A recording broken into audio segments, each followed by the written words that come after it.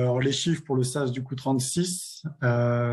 Chloé? Ouais, du coup, là, c'est une petite extraction des données principales du SAS 36 entre janvier et puis août. Donc, ce qui est très pratique, c'est quand même avec le logiciel SIPS, on a l'extraction de nos statistiques tous les mois. Et on a eu la possibilité de faire des évolutions en fait sur le logiciel en fonction des données qu'on voulait ou non et de ce qui était demandé aussi parce qu'il y a des remontées, donc du coup surtout pendant la phase d'expérimentation, parce qu'il faut quand même rappeler qu'on est en phase d'expérimentation entre décembre et fin mars. Et ensuite, voilà, le système est devenu pérenne. Mais voilà, à chaque fois, on a un médecin qui était, on va dire, référent au niveau de l'utilisation du logiciel. Et on a eu des contacts et des visios régulières avec le patron de la société MBT qui produit le logiciel SACML pour pouvoir adapter en fait les données qu'on souhaitait extraire. Donc ça, c'était quand même quelque chose de très utile. Donc là, ce que vous pouvez voir, c'est vraiment des chiffres très globaux, mais c'est le nombre d'appels qui a évolué entre janvier et août, avec à chaque fois la proportion qu'il y a eu en fait entre les conseils médicaux qui ont été donnés, les prescriptions médicamenteuses qui ont pu être faites, parce que donc il y a possibilité via le logiciel SIS de directement faxer des ordonnances à la pharmacie qui se trouve la plus proche du lieu d'habitation du patient. Maintenant, on peut même faire donc des prescriptions pour des prises de sang en laboratoire. Et vous avez donc, dernière colonne, le nombre de consultations qui ont été données chez un professionnel de santé. Donc, en règle générale, le nombre d'appels, il a plutôt, on va dire, eu tendance à augmenter. Mais je dirais qu'en fait, il n'y a pas une réelle évolution linéaire. Ça dépend vraiment, en fait, le nombre d'appels, il va vraiment dépendre des périodes et de la vie des gens en général. C'est-à-dire que les Il est lié aux appels, vacances scolaires, voilà, clairement.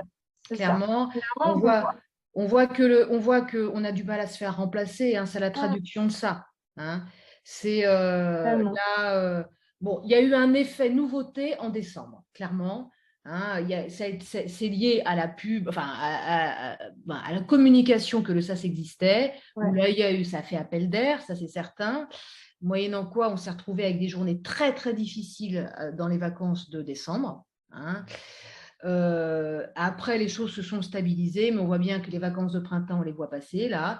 Et l'été, on a eu tous les scouts de la région, les machins. Donc, on voit très bien que on ne savait pas que l'Indre était aussi touristique. Vraiment, là, on a découvert ça. Hein.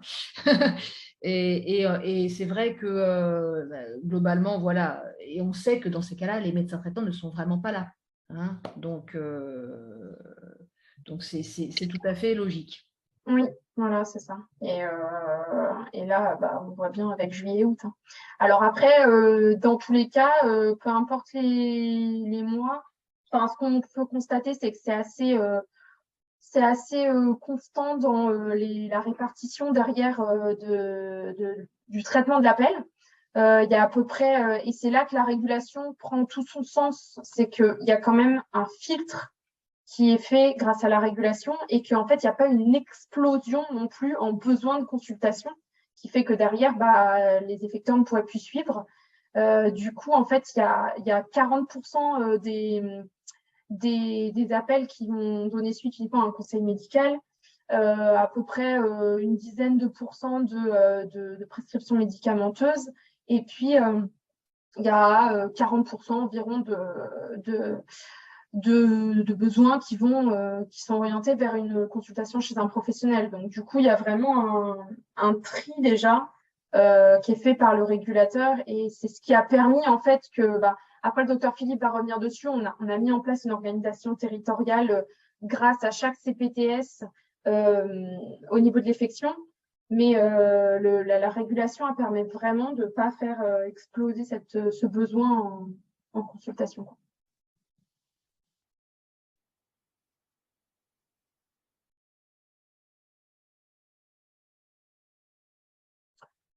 Du coup, Laurence, est-ce que tu veux un peu préciser les spécificités Non, j'étais en train de répondre à mes collègues. Ah, ok. Alors ça, oui, au niveau de la carte, on a une petite tache blanche, c'est pas une tache d'ailleurs, ce sont 3 communes de l'Indre, tout à fait respectables, mais qui n'ont pas encore, enfin, des communes de l'Indre qui n'ont pas de aucun professionnel de santé, mais néanmoins des habitants, qui ne sont pas encore rattachés à des CPTS. Voilà.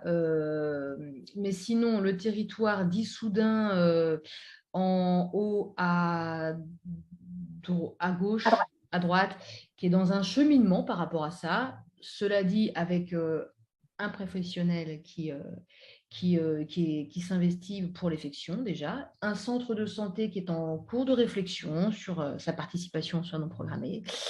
Voilà, on laisse chacun, comme disait très bien Alice, évoluer avec sa temporalité. Hein, sachant que du coup, ce sont les autres territoires qui épongent un petit peu ces demandes, disons les choses telles qu'elles sont. Hein.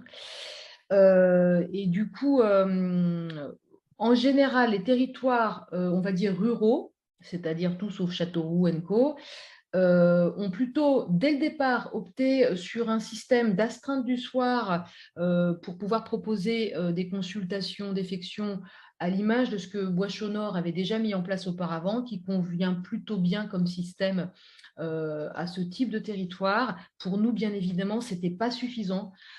Pour Châteauroux & Co., en gros 15 000 bons poids patients sans médecin traitant. Donc, il nous fallait une ligne un petit peu spécifique avec des associations de médecins qui se sont plutôt dédiés aux soins non programmés. Mais ça ne suffisait pas. Et pour l'été, on a quand même répondu un petit peu à l'appel de la panique hospitalière à l'idée du passage de l'été et des difficultés aux urgences. Donc, on a mis en plus une astreinte avec des médecins volontaires pour la tranche 18h, 20h, pour être sûr d'avoir des créneaux et faciliter la réorientation de la médecine générale qu'on a bien observée, parce qu'on a été l'observer, qui arrive à l'accueil des urgences et effectivement qui constitue un nombre non négligeable de patients qui ont pris ces habitudes-là, mais qui ont peut-être aussi été favorisés par le système de santé, et auquel il faut expliquer que non, on n'est pas dans une urgence vitale, et du coup qu'on réoriente sur de la médecine générale. Donc voilà, pour pouvoir laisser de l'offre de soins à ce moment-là.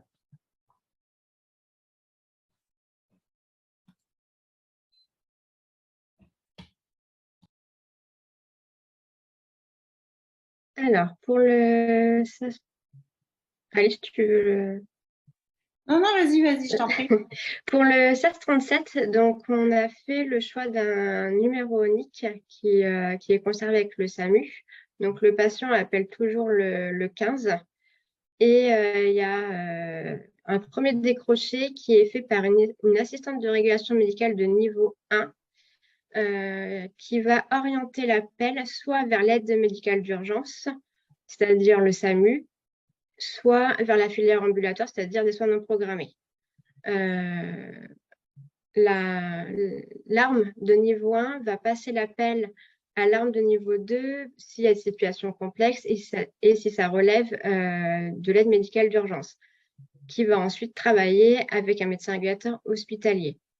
Si l'arme de niveau 1 détermine que l'appel relève plutôt de la filière ambulatoire, des soins non programmés, elle va transférer l'appel à une opératrice de soins non programmés, OSNP, qui va déjà prendre un certain nombre de renseignements, qui va compléter le dossier en fait, que l'arme a pu dans un premier temps noter. Elle va aussi faire un interrogatoire plus poussé sur le motif d'appel. Elle va, dans un premier temps et systématiquement, demander si le patient a bien contacté son médecin traitant en amont. Et si ce n'est pas le cas, le patient va être incité à contacter son médecin traitant, qui est le premier interlocuteur et qui doit être toujours appelé en première intention. Ensuite, du coup, l'opératrice, après un interrogatoire donc un peu plus poussé, va pouvoir transférer donc l'appel à un médecin régulateur libéral qui est en déporté, c'est-à-dire qu'il va pouvoir réguler depuis chez lui, depuis son cabinet ou bien dans les locaux du SAS ambulatoire auprès des opératrices. Le médecin régulateur va pouvoir soit donner un conseil téléphonique, soit proposer un rendez-vous chez un médecin effecteur, donc avec une consultation au cabinet. Si le patient ne peut pas se déplacer pour un rendez-vous chez le médecin effecteur, il y a un transport sanitaire qui est possible. Dans ces cas-là, c'est l'opératrice qui va trouver le rendez-vous chez le médecin effecteur dans tous les cas. Et si le patient ne peut pas se déplacer, qui va aussi chercher une société de transport, pour que ce soit un VSL, un taxi, une ambulance, selon ce que le médecin régulateur aura communiqué auprès de l'opératrice. Si, après interrogatoire, le médecin régulateur décide que l'état de santé du patient nécessite plutôt d'aller aux urgences, dans ce cas, il l'oriente aux urgences, parce qu'une prise en charge hospitalière est requise dans ces cas-là. Si le patient ne peut pas y aller par ses propres moyens, dans ces cas-là, le médecin régulateur libéral fait une demande d'envoi de moyens auprès du SAMU et c'est eux, par contre, qui se chargent de déclencher l'envoi d'une ambulance. Si à tout moment, il y a une erreur ou une aggravation dans le parcours du patient, l'appel peut être retransféré au SAMU. Il y a vraiment une communication entre le SAMU et le centre ambulatoire.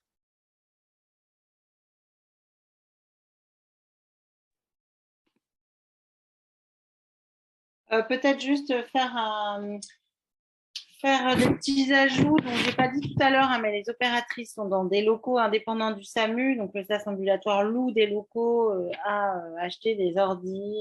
Voilà, vraiment, on a équipé un local pour être tranquille, hein, clairement.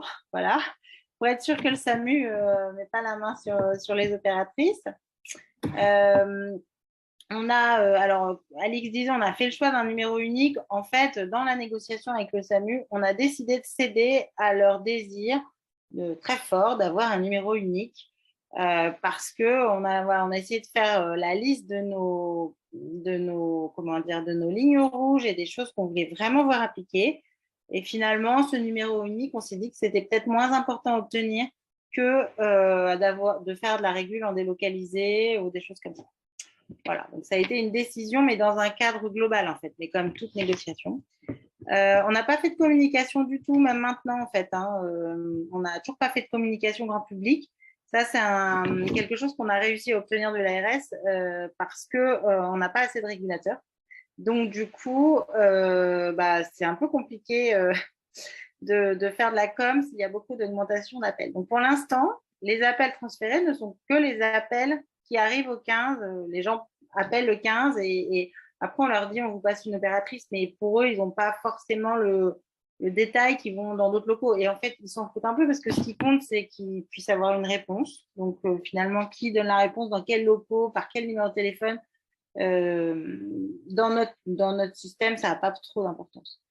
On peut pas, vous l'avez vu, nous on a fait le choix de pas faire d'ordonnance, voilà, puisqu'on a quand même des médecins effecteurs, on en a beaucoup et du coup on s'est dit c'est beaucoup plus simple et les distances géographiques sont moindres, bien sûr aussi hein, par rapport au 36, donc puisqu'on a plus d'opérateurs, plus d'effecteurs répartis.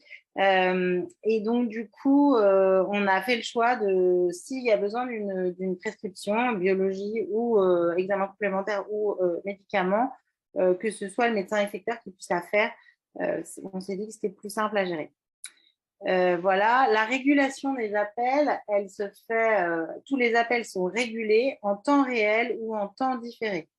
C'est-à-dire que si l'opératrice pense pouvoir prendre une décision seule, par exemple, donner les numéros des quelques dentistes qui acceptent les urgences sur Tour-Centre, voilà, pour une douleur dentaire qui dure sans signe de gravité chez un patient jeune, en gros, ça ne ressemble pas à un infarctus. Du coup, l'opératrice donne les coordonnées et va notifier sa décision dans le dossier de régulation médicale et ensuite nous mettre le dossier en attente, pour le régulateur qui doit obligatoirement valider la décision de l'opératrice, c'est-à-dire ouvrir le dossier, lire les informations et mettre OK avec les décisions de l'opératrice. Ou alors mettre j'ai rappelé le patient parce que je pensais il fallait réguler. Voilà. Sachant qu'on n'est pas sur l'urgence vitale, donc on a le temps de rouvrir le dossier, même 1 heure après, pour modifier la décision. Voilà. Alors ça, c'est pareil. Hein, la régulation supervisée, comme la supervision indirecte des internes, hein, pour les médecins généralistes qui nous écoutent, le SAMU, ça les faisait flipper, ils avaient peur, c'était horrible, machin. Bon, après, quand même, quand on est déjà rentré dans un CETRA, on s'aperçoit que les médecins régulateurs hospitaliers n'ont pas tous les patients au téléphone, qu'ils donnent un certain nombre de OK, d'accord, je suis d'accord avec ce que tu dis à l'assistant de régulation. Mais comme c'est dans la même salle, ils ont l'impression que c'est plus sécure. Mais en fait, c'est pas le fait d'être dans la même salle qui fait que c'est plus sécure, c'est la qualité des informations transmises, la qualité des informations recueillies et la formation des régulatrices. Voilà, je crois. Et les données, alors oui, on travaille avec le logiciel du SAMU qui s'appelle Exos. On a pareil, dans la discussion, on a décidé de céder sur ce point-là. Alors, pour 2 raisons. Déjà, parce que c'est quand même assez pratique d'avoir le même logiciel, en fait, hein, quand même. Hein. Les informations sont saisies. Le SAMU peut retourner sur le dossier si, par exemple, on repasse un dossier pour commander une ambulance, parce que finalement, c'était de l'aide médicale urgente et pas du soin non programmé ambulatoire. Voilà, moi je trouve que c'est quand même assez pratique d'avoir le même dossier. Et par contre, on n'avait aucune confiance dans le CHU pour nous fournir des données. Donc, on collecte nos propres données. Voilà, à la main, les opératrices comptent. Et donc, Alix va vous présenter ces résultats. Du coup, là, vous pouvez voir les données depuis le lancement donc, du SAS. Donc, comme l'a dit Alice, on n'a pas fait de communication auprès de la population. Donc, c'est vraiment les appels qui arrivent au 15 normalement. Comme vous pouvez le voir sur le mois de février, il y a eu un petit peu moins d'appels puisque c'est un mois plus court. Dans les cabinets, ça aussi été plus calme. Au mois de mars, c'est remonté avec les épidémies, hein, gastro, grippe, Covid qui était toujours là. Mais en moyenne, comme vous pouvez le voir, on est toujours à peu près à 1250 appels par mois. Et pour les rendez-vous donnés, c'est une centaine de rendez-vous donnés par mois. Sur tous les appels, ça va être à peu près 10% des appels qui donnent lieu à un rendez-vous. Vraiment, un appel sur 10, ça va être un conseil téléphonique donné par le médecin régulateur.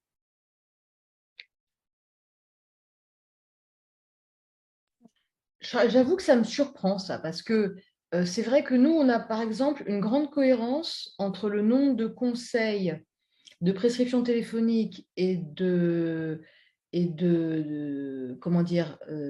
délivrance d'un rendez-vous de consultation entre ce qui était fait en PDSA.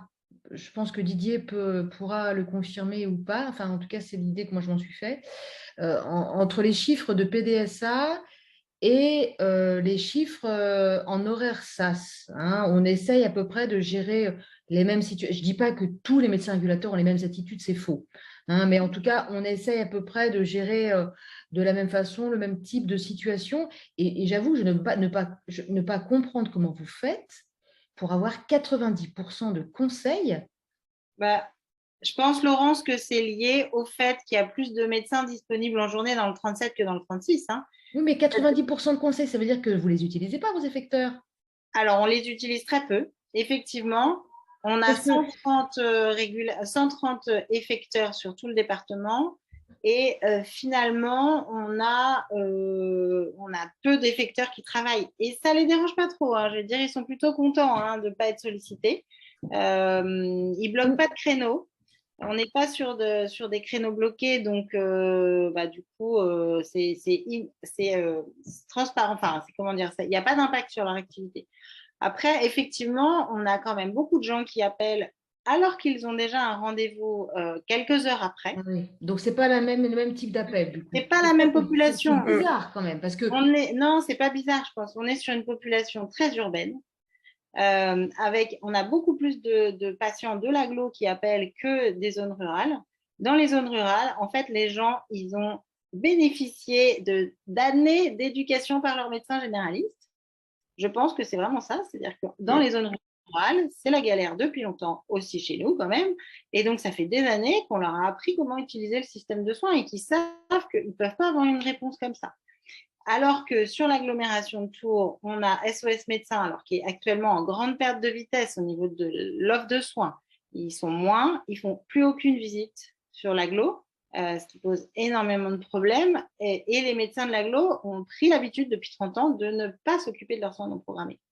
Donc les patients sont habitués. J'appelle SOS, j'ai un rendez-vous dans 2 heures. Donc là, ils appellent un médecin de ville qui accepte de les voir, c'est déjà pas mal. Le rendez-vous est dans 6 heures et ils appellent en disant ouais, je voulais quand même un rendez-vous en attendant pour quelque chose qui n'est pas d'urgence vitale et qui globalement en général n'est pas très grave. Enfin, c'est pas des symptômes. Donc je pense que c'est vraiment pas la même population. C'est des gens qui sont beaucoup plus habitués à avoir une réponse rapide et donc du coup régulièrement on leur dit vous avez une chance énorme, vous avez un rendez-vous chez votre médecin dans 3 heures, c'est génial, gardez ce rendez-vous, restez chez vous, buvez une tisane, ça va bien se passer. Et est-ce que vous avez tenté de partager les appels en fonction des CPTS pour voir? Non, parce qu'en fait, c'est très compliqué de savoir de quelle origine géographique. C'est très difficile de savoir le nombre d'appels par heure. C'est très variable en fait. Alors, entre 8h et 9h, souvent, il n'y a pas beaucoup d'appels. Mais des fois, je sais pas, entre 8h et 8h30, là, ils sont tous énervés. Ils veulent tous tout de suite une réponse, tout de suite. Bon. Donc, c'est hyper variable. Alors que c'est vrai que nous, c'est pour ça que ça serait bien que ça s'homogénéise un petit peu au niveau national quand même. Mais voilà, on en vient à mettre en route par le SAS de façon des soins infirmiers, de l'oxygène à domicile. On est sur des situations comme ça avec des patients qui n'ont pas de médecin traitant et avec une absence d'ambulance disponible. Oui, alors sur les ambulances, on a les prescrits des transports, on a eu l'accord, on est content, sauf qu'on n'a pas d'ambulance. Mais sur les ambulances, on est dans la même difficulté, ça c'est clair. C'est un peu l'esbrouf cette histoire parce que finalement, voilà. Mais clairement, je pense qu'on n'a pas les mêmes. La population n'a pas les mêmes ressources quand même localement. On a beaucoup moins de patients sans médecin traitant, c'est clair. Hein, voilà, on n'a pas la même pénurie. Donc, alors Pierre voulait poser une question. Par rapport à cette analyse, j'aurais quand même relevé que le nombre d'appels est à peu près équivalent. Hein. On a vu le tableau du 36 tout à l'heure. On a un nombre d'appels équivalent pour une population qui est 3 fois moindre ou quelque chose comme ça. Hein. L'inverse, c'est-à-dire la population du 37 est 3 fois plus importante que celle de l'Indre et ça génère pas plus d'appels au SAS. Donc, effectivement, c'est un petit peu difficile de comparer ces chiffres-là. C'est vrai que comme Laurence, voire 10% seulement des appels qui se transforment en une consultation, c'est quand même assez surprenant parce que même les chiffres qu'on a sur d'autres expérimentations SAS à travers la France, ça se rapproche plutôt des chiffres du 36, autour de 40% d'actes qui sont traités par téléphone ou par une ordonnance ou choses comme ça. Et globalement, je pense que le 37, c'est pas forcément... comment dire, c'est pas histoire de modèle ou de voilà, c'est pas très représentatif sur ce plan-là. Hein, je parle pas. Exactement, non mais je suis complètement d'accord avec toi. Moi qui traîne les basques un peu partout, clairement ailleurs on est plus sur 40% de rendez-vous chez les effecteurs. Bon voilà. Pourtant là, on a vraiment des profils de régulateurs un peu différents. Je pense donc je sais pas, ouais, c'est un peu. Il faut savoir que le module consultation téléphonique, prescription téléphonique est quand même très intéressant hein, pour des situations où d'évidence, alors déjà c'est parce qu'il y a beaucoup de patients qui ne sont pas mobilisables, mais mobiliser une ambulance pour quelqu'un qui se déplace très bien, mais simplement qu'il n'y a pas d'argent pour payer l'essence ou qu'il n'y a pas de voiture, pour moi, ce n'est pas possible, quoi. Donc, je suis quand même contente de pouvoir prescrire un palier 2 parce qu'il n'a pas été chez le dentiste ou qu'il n'a pas trouvé de dentiste depuis 10 ans. Au niveau de sa pharmacie, c'est hyper satisfaisant. À partir du moment où on a éliminé quand même 42 fièvres et puis une nécrose de la mâchoire. Mais c'est vrai que voilà, ce module de prescription téléphonique, alors qu'il faut qu'il soit très rapide. Il faut que ça soit, voilà, faut que ça soit fonctionnel, rapide, plus rapide qu'une téléconsultation à son cabinet, quoi, je veux dire. Mais c'est quand même très utile à l'heure actuelle pour un certain nombre de situations. Voilà, on a le protocole cystite qu'on peut signer, etc. Mais voilà, prescrire un sachet de Monuril, c'est aussi possible pour le SAS. Donc, c'est quand même une carte qui est très intéressante à l'heure actuelle pour l'offre du logiciel qu'on a. Et si on change de logiciel pour une raison X ou Y, j'espère que ça sera maintenu.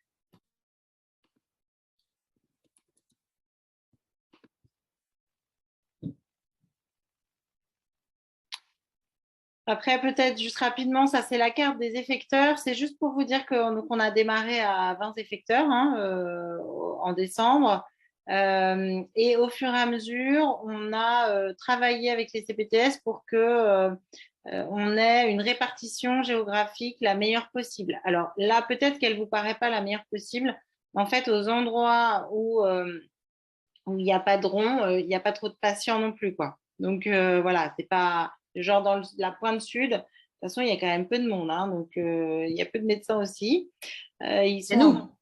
Bah oui, c'est ça. Et donc voilà, donc on voit que globalement, on arrive à avoir une distance géographique raisonnable la plupart du temps pour des patients qui se mobilisent. Et comme ce qui était dit dans le reportage tout à l'heure par la dame dans la salle d'attente, de toute façon, c'est des patients qui sont habitués à faire des kilomètres pour tout, en fait. Donc voilà, ça choque personne qui fasse des kilomètres pour aller chez Conforama ou je sais pas quoi. Hein. Donc voilà, pourquoi le médecin, ce serait plus simple. Bref.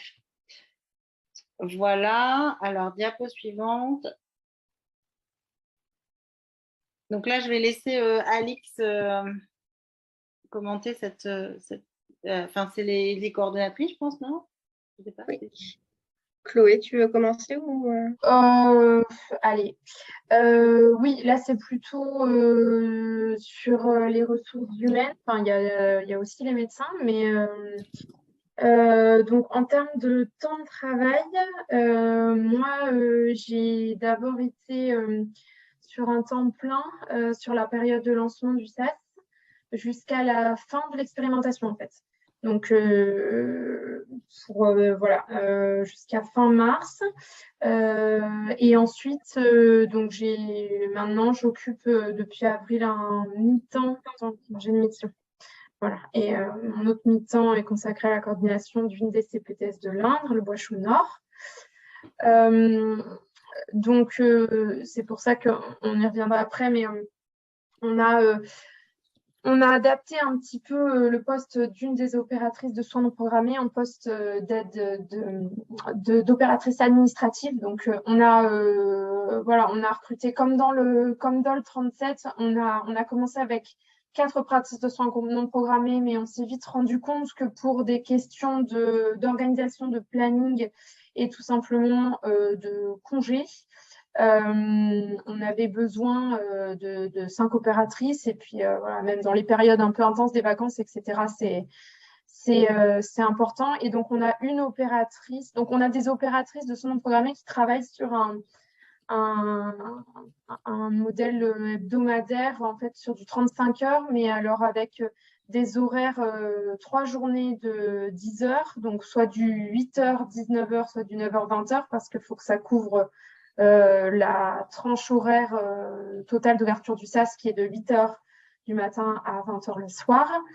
Donc, elles ont 3 journées de 10 heures, une journée de 5 heures, donc où elles font des demi-journées, et une journée de off dans la semaine, ce qui leur fait donc un 35 heures.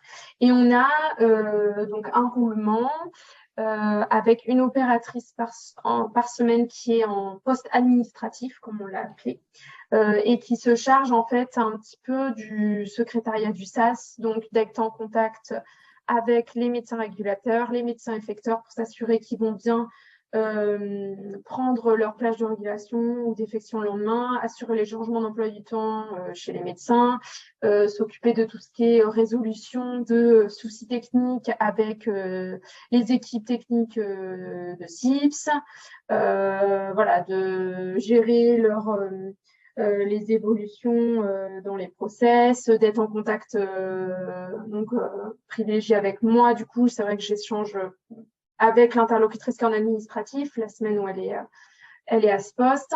Donc, voilà, c'est comme ça qu'on a choisi de s'organiser. En termes de... Donc là, c'est totalement différent de médecins. On a 18 médecins qui ont déjà régulé, mais si on compte vraiment le nombre de médecins régulateurs qui sont réguliers, on a 13 médecins régulateurs réguliers. Et en médecin effecteur, aujourd'hui, on est arrivé à 60 médecins effecteurs. On a démarré avec beaucoup moins, mais là, c'est vraiment, on s'est appuyé sur le maillage territorial des CPTS qui existait pour vraiment chaque CPTS à essayer de mobiliser un peu ses troupes. Voilà, les coordinatrices ont joué leur rôle là-dedans aussi. Ça fait donc 50% du département, puisqu'on est tombé, je crois, à 125 ou 120 médecins généralistes pour Ouais. tout. C'est ça, un tout petit peu plus de 120, donc ça nous fait 50% des médecins qui participent. En effecteur. Ouais. Donc voilà, je te laisse la parole, Alice. Oui, du coup pour le SAS 37, j'étais au début chargée de mission donc sur un poste à temps plein. On a, comme dans le 36, on a démarré avec 4 opératrices de soins non programmés. On s'est rendu compte que c'était assez compliqué, surtout qu'on a eu pas mal d'arrêts, maladies assez longs. Donc, on a demandé un financement supplémentaire auprès de l'ARS pour un 5e poste d'opératrice et elle est arrivée en juin de cette année. Les opératrices ont comme profil secrétaire médical, assistante notaire ou aide-soignante de notre côté. Et elles ont été, bien entendu, formées à peu près, on compte 3 semaines de formation pour ce poste. Au niveau des médecins régulateurs, donc on en a 10, mais depuis septembre, on en a 10 autres qui ont été formés juste avant l'été. Puisque pour être médecin régulateur, il y a une formation à la régulation qui est nécessaire, une formation initiale. Et après, les médecins régulateurs bénéficient d'une formation continue avec notamment un médecin régulateur de la PDSA pour pouvoir échanger sur des situations qui pourraient leur poser souci. C'est aussi un temps d'échange entre les médecins régulateurs libéraux. Sur la partie des médecins effecteurs, on vous l'a dit tout à l'heure, on a commencé avec une vingtaine de médecins et à l'heure actuelle, on est à un peu plus de 130 même. Et par rapport à ces médecins effecteurs et aux médecins régulateurs aussi, on a pu compter sur l'aide de la CEPAM pour le recrutement via les délégués d'assurance maladie qui vont voir les médecins généralistes tous les 3 mois, pour les médecins généralistes qui souhaitent les rencontrer, évidemment, il n'y a rien d'obligatoire. Et du coup, les délégués d'assurance maladie ont présenté le SAS, on leur a préparé des fiches sur c'est quoi un médecin régulateur, c'est quoi un médecin effecteur, comment marche le SAS. Et du coup, c'est vrai que ça a été très efficace pour les deux, en fait, effecteurs régulateurs. Et on a donc 4 autres médecins qui vont se former à la régulation là, dans les prochains jours. Voilà. Par contre, la formation, nous, au départ, on avait fait une formation de 2 jours sur un format DPC. En fait, c'est très compliqué à mettre en œuvre. Parce qu'il faut attendre d'avoir un certain nombre de médecins à former, à l'heure actuelle, partir 2 jours de son cabinet, sans médecin remplaçant, comme disait Laurence, parce que même chez nous, les médecins remplaçants, il n'y en a pas. Donc, du coup, c'est hyper dur en fait pour les médecins de quitter leur cabinet. Ils se sentent trop mal vis-à-vis des patients. Ils ont l'impression qu'après, ça va être encore pire. Ils vont être encore plus débordés. Donc, on a choisi de faire de la formation sur un format visio avec des formats courts d'1 heure et avec des diapos à regarder entre-temps et puis surtout de la double écoute, en fait, venir avec un médecin régulateur qui régule déjà. Et parce que finalement, sur le côté médical de la régulation, c'est pas trop, c'est pas la difficulté mise en avant par les médecins régulateurs. Au début, c'est le côté technique, en fait. C'est les transferts d'appels, le logiciel, dans quel cas je mets quel truc, comment je fais parce que j'ai cliqué là et du coup, voilà. Donc, des trucs très basiques de prise en main du matériel. Oui, pour le coup, je suis totalement d'accord avec le docteur Perrin. C'est vrai que nous, ce qu'on avait mis en place au début, c'est que chaque nouveau médecin régulateur qui venait faire sa première régulation, il venait doubler un médecin déjà habitué à la régulation sur une tranche de 3 heures. Parce que nous, en fait, nos médecins régulateurs, on a créé un agenda partagé où ils peuvent s'inscrire. Et évidemment, c'est compliqué hein, de notre côté aussi d'avoir un certain nombre de médecins régulateurs assez important pour que ce soit confortable. Hein. C'est quand même toujours les mêmes médecins finalement qui tournent et qui prennent les créneaux de régulation. Donc, ce qu'on a essayé de faire, c'est de créer un agenda avec des briques de 3 heures, 4 briques de 3 heures par jour, du 8h, 11h, 11-14, 14-17 et 17-20. Comme ça permet aux régulateurs de ne pas avoir des journées entières à prendre, ce qui aurait été impossible au vu de voilà, des agendas. Mais du coup, ils peuvent s'inscrire sur des briques comme ça. Et en termes de formation, c'est pareil, on essaye de faire ça sur des créneaux de soirée et sur on va dire, sur des sessions de 2 heures en présentiel avec un formateur. Mais voilà, c'est des sessions plutôt courtes. Donc, on en avait une qui avait été faite au départ et là, on en refait une au mois d'octobre pour se dire, voilà, chaque année, on va essayer de relancer une formation et de trouver des nouveaux régulateurs, on ne sait jamais.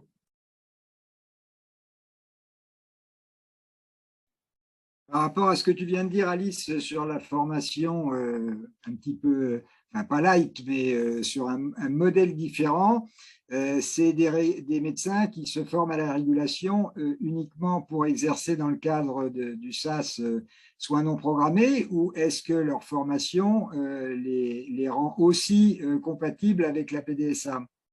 Alors, le médecin formateur actuellement, c'est Yann Olivier, qui est le président des régulateurs PDSA. Donc, ce qui quand même est un gage de sérieux de la formation. Ça, c'était important. Il a beaucoup d'expérience et lui, il a aussi, on a fait 3 formations à la régulation de niveau 1 en présentiel depuis quelques années là sur le 37. Au départ, c'était pour recruter des régulateurs de PDSA. Hein. Il a expertisé les 3 formations présentielles. Donc, il y avait aussi cette expertise, cette connaissance du terrain qui était importante. Mais du coup, les régulateurs SAS peuvent aussi faire de la PDSA. Dans la réalité, aucun n'en fait.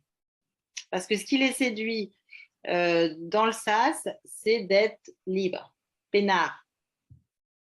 Voilà, et on a choisi, au début, on avait fait des briques de 3 heures et on a changé notre fusil d'épaule il y a quelques mois, je ne sais plus quand. Maintenant, on n'a mis que des 1 heure. Parce que finalement, des fois, le 8-11, si on emmène ses enfants à l'école, par exemple, à 8h30, on ne peut pas prendre un 8-11. C'est dommage. Voilà. Donc, du coup, on a mis que des heures et on essaye de bricoler. Et on voit qu'il y a des médecins qui peuvent se dire, ah bah tiens, il reste 1 heure ou 2 par-ci, par-là. Allez, je comble un trou. Bon, voilà. Il n'y a pas de système parfait. Mais par contre, c'est vachement plus compliqué à gérer pour Alix. Ça, c'est sûr. Quant à la proportion de médecins investis dans les 2 dispositifs, on voit que dans l'Indre, c'est assez extraordinaire. Hein. Ça représente, si on cumule, bon, c'est les mêmes, mais 50% des médecins généralistes, alors que sur l'Indre-et-Loire, ça doit faire le quart, quoi, non? Ou un truc comme ça, moitié moins, non? Bah, encore une fois, hein, c'est des années de désorganisation sur l'agglomération tourangelle. Hein. Mhm. Voilà, des années pendant lesquelles les médecins ont exercé seuls ou à deux dans un cabinet sans secrétariat, sans être maître de stage, sans exercice coordonné, sur un modèle qui était le modèle il y a quelques années. Et donc, bah, forcément, ces médecins-là, ils n'ont pas très envie de s'investir sur quelque chose de collectif puisqu'ils n'ont jamais fait, en fait. Donc, on dérive un peu sur les diapos suivantes, mais moi, ce que je trouve qui est très, très satisfaisant dans le SAS, c'est qu'on était, comme vous, à la peine, et le pool de médecins PDSA régulateurs est effectivement très en danger dans le 36 parce que ça va être les départs de 2023-2024 qui vont se faire en masse. Mais là, par le SAS, on a atteint beaucoup de jeunes médecins contrairement à ce que je réclame depuis des années au gouvernement de mettre la formation initiale, la régulation à la formation initiale, elle n'est toujours pas pratiquée. Donc, ça aiderait beaucoup pour rassurer les jeunes médecins. Mais du coup, voyons faire, voyons des maîtres de stage s'investir là-dedans, devant leurs yeux, dans la pièce d'à côté, pendant qu'ils sont en SAS passe, par exemple. Et bah, du coup, ça leur dit, mais non, c'est possible, du coup. Et on a quand même beaucoup de jeunes médecins qui se sont investis dans le SAS et qui, du coup, remettent un peu la main au collectif, alors que ce n'était plus le cas depuis un petit moment. Donc, moi, je trouve que c'est assez positif, même si les effectifs restent quand même inquiétants.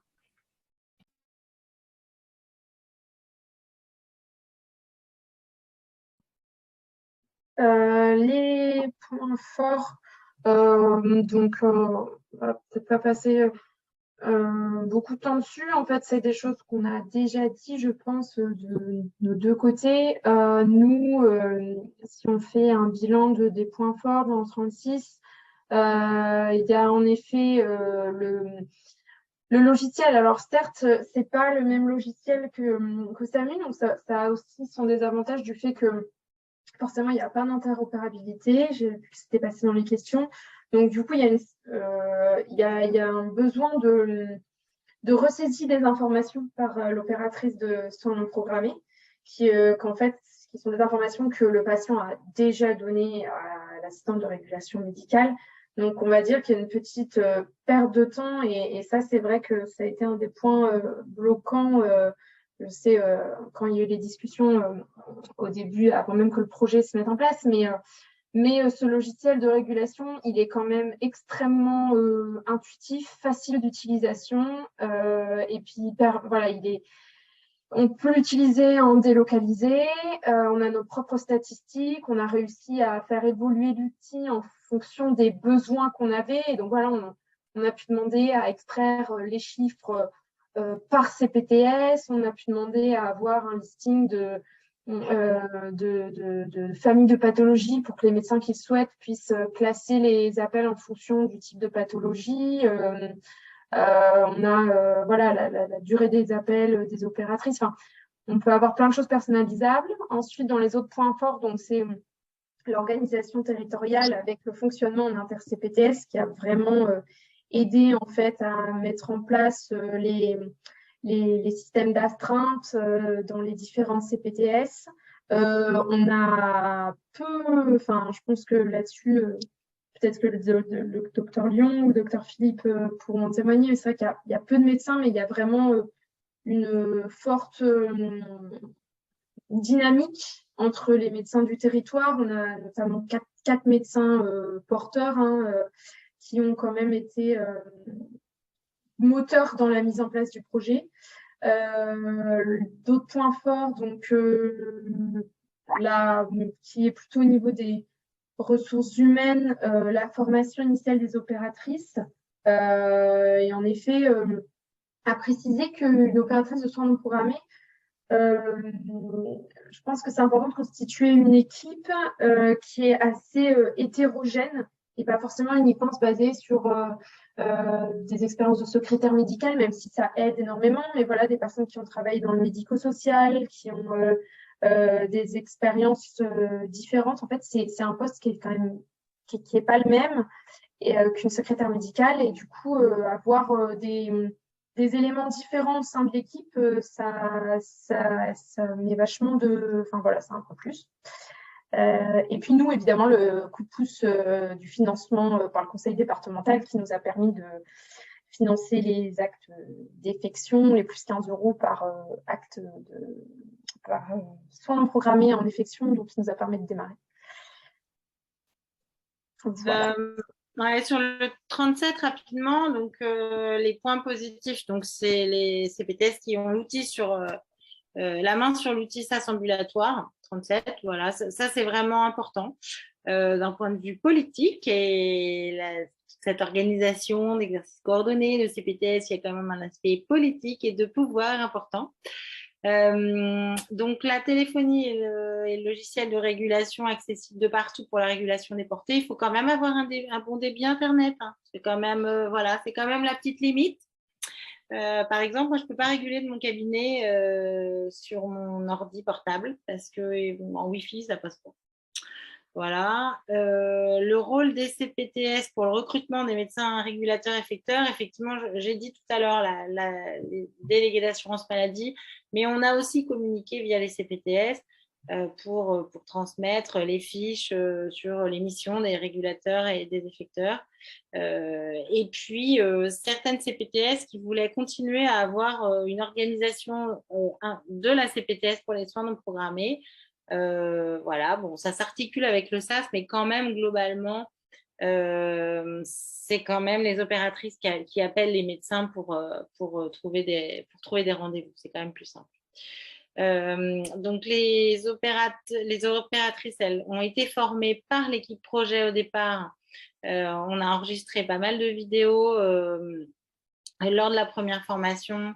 Et donc, du coup, la nouvelle opératrice qui a été recrutée a visionné les vidéos, a regardé les diapos. Et puis, on a fait beaucoup de mise en situation. Là, on a pu recruter des médecins qui n'étaient pas dans l'équipe projet et qui ont accepté de donner 1 heure ou 2 pour mettre en situation, en fait, voilà, faire le patient, le parent de patient, etc. C'était plutôt formateur. Et maintenant, donc, la dernière opératrice qui a été recrutée a été formée aussi beaucoup en double écoute avec ses collègues. Et ça, c'est évidemment beaucoup plus simple. Et puis, donc là, CPAM, on en a parlé. Voilà, on peut changer la diapo.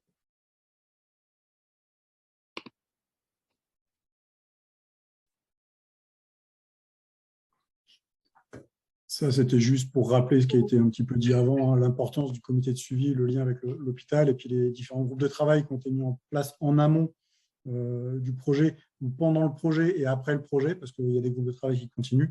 Et puis, bien sûr, l'implication des médecins libéraux, quel que soit le territoire, est primordiale. Et je dirais juste pour compléter ça qu'il faut, dans l'équipe projet du côté ambulatoire, il faut être plusieurs avec plusieurs rôles.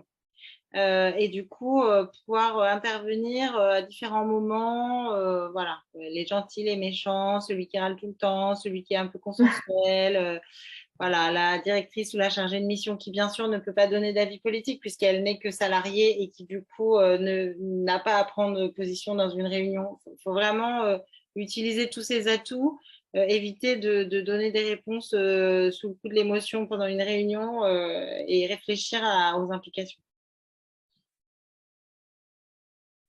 Et pour répondre à la question de Appui Santé Berry, je ne sais plus qui c'est.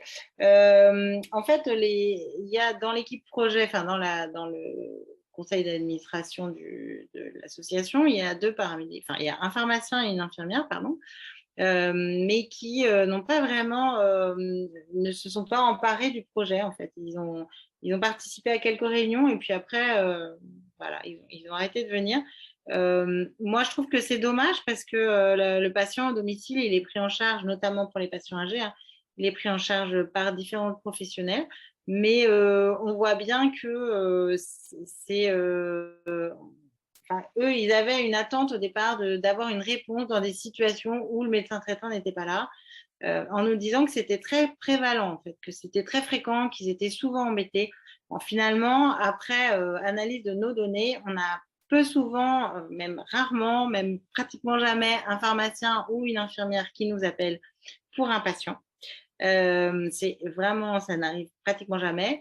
Et quand on en a discuté avec les infirmiers notamment, là où ils sont vraiment embêtés, c'est le samedi et le dimanche, en fait, c'est la PDSA. C'est surtout ça. Donc, du coup, ce n'est pas des moments où ça s'intéresse.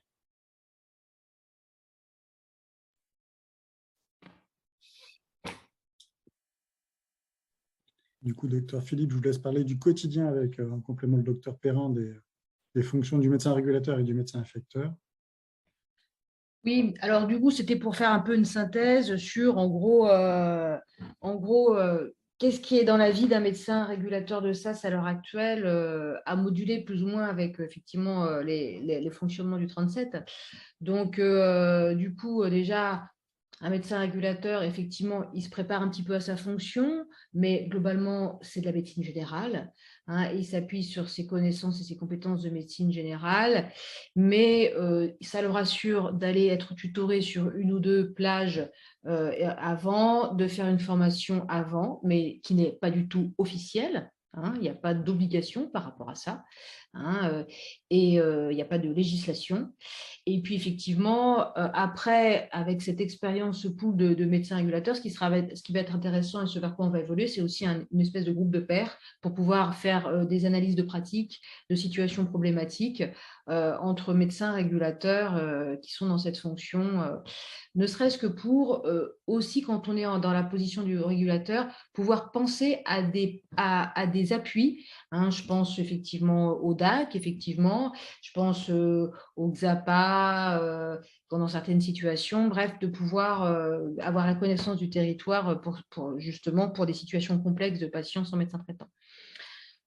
Des centres de santé qui ont été montés pour des patients sans médecin traitant, etc. Donc, effectivement, c'est aussi le matériel que j'utilise. Donc, nous, effectivement, on a un téléphone particulier qu'on branche d'une certaine façon. Donc, il faut son téléphone portable pour recevoir les SMS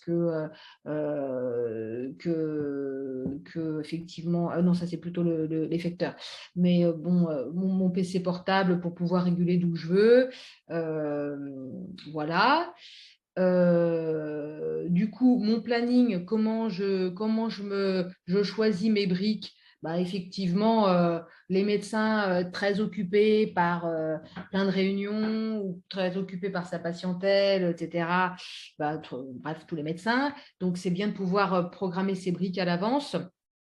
Effectivement, nous, on a préféré rester sur ce format de 3 heures pour des facilités d'organisation. Un médecin remplaçant qui veut prendre toute la journée ses 12 heures, il peut le faire. 12 heures de régulation, c'est un peu lourd sur les journées lourdes. Donc, c'est bien de pouvoir varier les activités. Il peut nous arriver sur certaines briques plutôt calmes.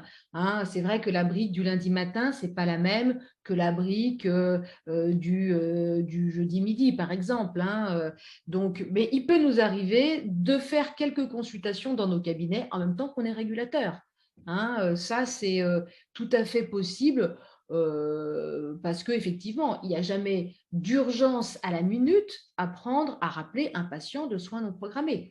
Donc, effectivement, ça peut arriver, et Didier, ce n'est pas Didier qui me contredira, de faire une visite à domicile pendant qu'on est régulateur. On jongle sur plusieurs tableaux, mais ça, par contre, ça ne va pas être possible un premier jour de vacances scolaires ou un lundi matin. Donc, il faut quand même savoir à peu près où on va et pas se mettre en danger non plus. Mais en général, ça se passe très bien et on a eu 0 carence depuis le début qu'on s'est monté en régulation, donc par rapport à cette souplesse. Donc, effectivement, tout à l'heure, je répondais à une question sur mais comment on fait pour savoir le nombre de plages d'effecteurs qu'on a. On a en général un pool de base et puis quand on voit que l'activité monte en régulation, hein, il faut pouvoir s'adapter en temps réel, c'est indispensable. Donc, quand on voit qu'on est déjà à 30 appels à 10 heures du matin, que ça ne cesse d'appeler, que les armes nous disent « oh là là là là », donc dans ces cas-là, appel à la population. Et du coup, on envoie en disant « il nous faut des plages, balancer des plages ». Bon, c'est compliqué quand on est tous blindés. On va voir comment ça va se passer cet hiver. On fera chacun ce qu'on peut. Mais en tout cas, ce qui est certain, c'est que voilà, quand on voit que ça dégonfle, on peut dire, bon, les libérez vous un peu. Et ça, c'est important que les régulateurs puissent appeler au secours le territoire. Ça me paraît quand même très sain et solidaire. Sachant que dans les WhatsApp, évidemment, il n'y a pas l'ensemble des collègues du territoire. On ne peut pas leur imposer cette participation, mais en tout cas, ceux qui s'intéressent sont là. Donc, effectivement, c'est sympa de connaître les OSNP et pour ça, de réguler un petit peu au départ dans le bureau du SAS, ça peut être agréable pour connaître qui sont les gens. C'est très sympa de découvrir des effecteurs qu'on ne connaît pas sur une situation un petit peu compliquée sur laquelle on veut l'avoir au téléphone. Les relations avec les armes sont en général bonnes. Il reste des points de litige comme les certificats de décès, par exemple, où chacun se renvoie la balle. Mais bon, on va pas non plus. Le SAS n'est pas la solution à tous les problèmes du système de santé non plus. Voilà, on a quand même une hotline qui est très réactive, à quelques exceptions près, hein, mais en règle générale, elle est très réactive. On a alors, je vais laisser la comptabilité si quelqu'un veut prendre le relais, parce que franchement, ça ne m'intéresse pas, ces aspects. Mais les retours du territoire sont quand même extrêmement positifs. Les collectivités territoriales, les autres professions de santé ont bien vu l'apport du SAS. Je pense aux pharmaciens, je pense effectivement aux infirmiers. Nous, on a des contacts quotidiens dans les situations complexes avec des infirmiers libéraux qui sont seuls au monde avec leurs patients parce qu'ils n'ont plus de médecin traitant. Donc, on a un projet sac à dos. Oui, le retour du SAMU est extrêmement positif. On nous dit merci, merci, merci. Les usagers, c'est pareil. Depuis peu, on a réussi à faire rentrer le comité des usagers dans tout ça, et les retours sont très positifs. Les gens ne sont pas dupes. Ils savent que sinon, il n'y avait rien. Hein, donc, il y a toujours forcément des mécontents d'une régulation avec toujours les mêmes patients qui ont un niveau d'exigence un petit peu plus élevé que la moyenne ou beaucoup plus élevé que la moyenne, qui vont être difficiles à satisfaire. Ça sera toujours le cas. Hein, mais globalement, non, on voit que le SAS porte bien son nom et la soupape un petit peu dans ce système de santé qui est actuellement bancal. Donc,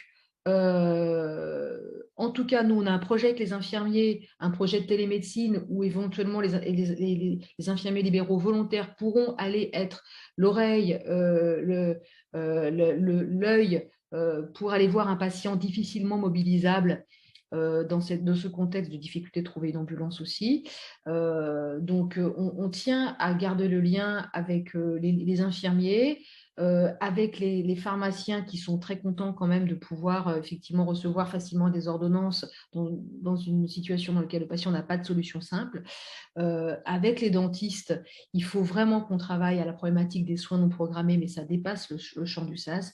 Nous, on a créé des familles de situations, un petit peu comme ceux qui sont maîtres de stage connaissent les familles de situations générales. On a créé des familles de situations SAS qui sont 10 pour pouvoir essayer de faire une typologie des appels. Et les soins dentaires, c'est une famille à part entière. Alors, on ne pourra pas vous dire les pourcentages de chaque famille, mais en tout cas, c'est un nombre très important d'appels. Voilà, c'est important d'analyser ça. Donc, je ne sais pas si Didier est encore connecté pour dire comment ça se passe au niveau de la compta. Bon, depuis que l'avenant 9, ça s'est quand même un petit peu simplifié. Hein, maintenant, avant, c'était le SAS, c'était l'association qui rémunérait les médecins. Il y avait une enveloppe d'expérimentation pour ça. Maintenant, c'est la CEPAM qui verse 100 € heure aux médecins régulateurs et des honoraires qui sont fiscalisés, contrairement à la PDSA qu'on a souhaité qu'ils gardent quand même ce privilège pour motiver les gens à s'investir dans la PDSA de défiscalisation. On est resté sur l'idée des centres de vaccination et donc la CPTS verse si j'ai bien compris encore, les 5 € supplémentaires qui manquaient pour aboutir à la rémunération des centres de vaccination, c'était symbolique pour nous. Et puis, pour les 15 €, maintenant, à partir du moment où le patient ne fait pas partie de sa patientèle, parce qu'il y a certains confrères qui ne l'ont pas toujours forcément bien intégré, on peut coter le SNP, en tiers payant ou pas, au choix, pour effectivement être rémunéré directement de son acte de soins non programmé. En gros, voilà. Didier arrive. Je vais juste… Attends, excuse-moi Didier, parce Oui, que vas-y. je suis désolée. En fait, il faut vraiment que je vous quitte parce que j'ai déjà pas mal dépassé le délai que je m'étais… Voilà, j'ai un impératif, je suis vraiment navrée, mais je vous laisse finir la soirée et Alix répondra aux questions s'il y en a sur le reste. Voilà, je suis navrée, je vous laisse. À très bientôt. Au revoir, Alice.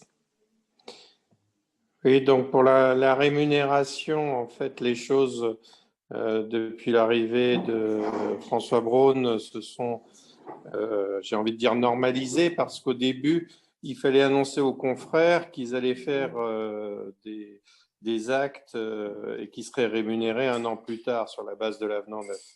Bref, on s'est battu pour que, dès le départ, chaque régulateur soit payé 105 € de l'heure et que chaque acte soit rémunéré 15 € de plus que les 25 € de la consultation.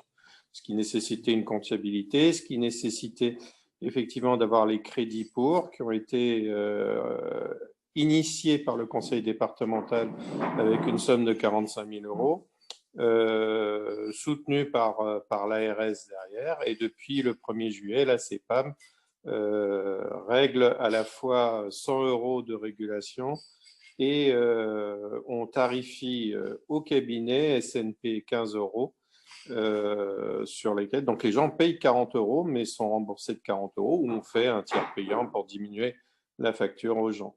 Sachant que ce mode de rémunération, il n'est pas censé forcément se prolonger, hein. Il est sur la période estivale. Je crois qu'il est assuré jusque fin septembre. On ne sait pas ce que ça donne après, parce qu'il doit quand même y avoir un combat entre la CEPAM et le ministère pour prolonger cette mesure. Mais nous, on n'a pas payé 2 fois. À partir du moment où la CEPAM a réglé une partie, on a complété. Depuis le départ, nos effecteurs et nos régulateurs sont payés le même prix. Quand je posais la question sur le financement, je n'étais pas sur la rémunération des médecins, hein. Je pense que parmi les personnes qui assistent à ce webinaire et qui ne sont pas encore sur un territoire sur lequel un SaaS fonctionne, il y a des questions par rapport au financement du montage de l'association, par rapport au financement du poste de Chloé et de Alix, par rapport au financement des ONSP, etc. Donc, bon, j'ai un peu la réponse à titre personnel, mais ce serait bien quand même de développer, d'expliquer un petit peu ça, parce que ça peut rendre les gens frileux. Ce n'est pas les CPTS qui vont à payer ça, par exemple. Non, en fait, on a je l'ai mis dans la conversation, mais on a donc une convention, ça se base sur un fonds FIR, et du coup, on a une convention avec l'ARS. On a établi un budget de fonctionnement, donc pour tout ce qui est la partie non médicale. Donc c'est-à-dire les salaires des opératrices de soins non programmés, le salaire de la chargée de mission, tout ce qui est coût lié au logiciel. Il y a eu un coût important à l'installation, ensuite coût de logiciel au trimestre, tout ce qui est bureautique, voilà, tout ça, c'est un budget de fonctionnement qui se base sur un fonds FIR ARS. Donc, ce n'est pas au CPTS de payer ça, non, bien évidemment. Enfin, Alix, je sais. Et dans le 37, c'est pareil, on établit un budget pour l'année d'après. Ça rentre du coup la rémunération, chargée de mission, opératrice, matériel. Nous, ça va être prestataire informatique, le mobilier, les formations, tout ça, c'est un budget provisoire qu'on envoie à l'ARS et après, on reçoit une subvention de l'ARS. Nous, juste pour le logiciel de régulation, donc EXO, c'est le CHU qui l'a pris totalement en charge. Enfin, c'est quand même une question intéressante à savoir. Voilà, Pierre, il a répondu apparemment. Donc, en fait, si j'ai bien compris, parce que c'est vrai que nous, ces enveloppes, elles étaient prévues dans l'histoire de l'expérimentation. C'est l'expérimentation qui donne droit à une enveloppe pour monter le projet. Maintenant, pour tous les départements qui arrivent, j'imagine que l'enveloppe, elle est donnée à partir du moment où il y a un projet qui se dessine, quoi. Comment Oui. ça se passe? Oui, c'est ça. Hein. De toute façon, il est bien évident que si le financement s'arrête, les SAS, ils s'arrêtent. Hein.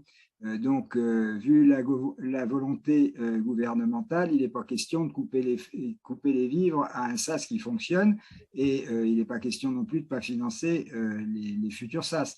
Ce qui pourrait être intéressant, c'est que vous nous donniez une idée de l'enveloppe annuelle que vous avez mobilisée. Voilà, mais à la louche, hein, c'est le genre de truc qu'il faut demander à Marine. Non, mais Chloé, elle doit savoir à peu près Oui, le budget annuel du SAS. Le budget annuel du SAS, que ce soit Alix ou Chloé, elle doit avoir une idée quand même. Nous, pour la première année, on était autour des 200 000. C'est ça, oui. Ah oui, alors je me suis trompée. Mais en fait, il y a une différence maintenant parce qu'on a pu 80 000 à peu près. On n'a plus à payer les médecins maintenant. Donc, on peut plus. Avant, il fallait qu'on prenne en charge les honoraires des médecins. Donc, c'était une énorme différence. Oui, mais dans tous les cas, même pendant la partie expérimentale, Laurence, on avait deux budgets qui avaient été établis. Le budget de fonctionnement était toujours à part du budget médical. Donc là, en fait, Marine, elle m'a corrigé, c'est pas 400 000, c'est 300 000, c'est une grosse somme quand même. Mais ça, c'est que le fonctionnement. Voilà, ça donne quand même un ordre de grandeur à ceux qui commencent à réfléchir à la question sur d'autres départements, des fonds qui peuvent être mobilisés, voilà. Et puis de se rendre compte qu'à partir du moment où on a un financement pour un ou une chargée de mission, c'est toutes ces choses-là qui ne sont pas à faire par les professionnels de santé. C'est important aussi de le savoir parce qu'en général, quand on nous dit ça va encore être des réunions, bien sûr, ça va encore être un travail administratif supplémentaire. Non, ça c'est compris dans les missions du chargé de mission par définition et je veux dire c'est une information à faire connaître. On a un camembert qui montre un petit peu la répartition qu'on avait présenté à l'AG. Évidemment, les salariés, c'est une énorme part de cette somme-là. Après, il y a l'informatique, il y a l'organisation des formations. C'est plus anecdotique, quoi. Hein. Je pense que la charge salariale, c'est quand même le plus gros morceau. Non, mais le plus important, enfin, si j'ai posé cette question-là, ce n'était pas pour rentrer dans le détail des différents postes, c'était pour dire ça ne coûte rien nos professionnels de santé, ça ne coûte rien au CPTS. Le budget, il est intégralement, il vient de l'ARS. Voilà. Je pense que si on ne veut pas finir à minuit, il faudrait on va avancer sur la terminer. Voilà. Donc, on puisse répondre aux questions suivantes après. Ouais. Donc, sur le médecin effecteur, c'est plus pratique. Il y a une question qui a été posée dans ce sens-là. Adapter ma pratique à la situation des patients. C'est vrai que quand on voit des patients, et ce qui est difficile pour nous, c'est et il faut absolument qu'on sache dire non, je ne vais pas vous prendre comme nouveau, enfin, sauf si on ne sait pas quoi faire de ces journées. Mais à l'heure actuelle, on a tous cette problématique de voir les gens one shot.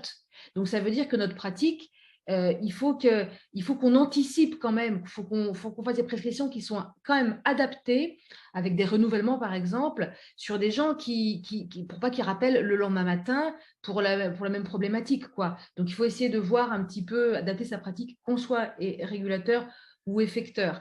Quand on est effecteur, on a l'avantage de pouvoir garder le dossier dans son logiciel métier. Quand on est régulateur, c'est plus compliqué. Parce que du coup, on donne des conseils aux gens, mais on fait des prescriptions aux gens, mais on n'en a pas la trace. Donc, la trace elle va être dans le logiciel, mais en tout cas, nous, on ne peut plus le consulter. Donc ça fait partie des difficultés quand même auxquelles il faut qu'on s'adapte aussi. Il faut que les gens ils récupèrent leur biologie, qu'ils sachent que ça va être un autre médecin qui va interpréter la prise de sang, par exemple. Hein. Donc, c'est une adaptation à avoir, mais on est obligé de faire comme ça si on ne veut pas prendre toute la terre dans nos patientèles. Donc, effectivement, ce qui est très important, c'est de respecter le choix de chaque CPTS dans son organisation, dans toute la philosophie de la méthodologie CPTS. Hein, c'est territoire par territoire. On essaie de trouver le plus petit dénominateur commun pour travailler ensemble, mais on préserve nos spécificités. C'est très important.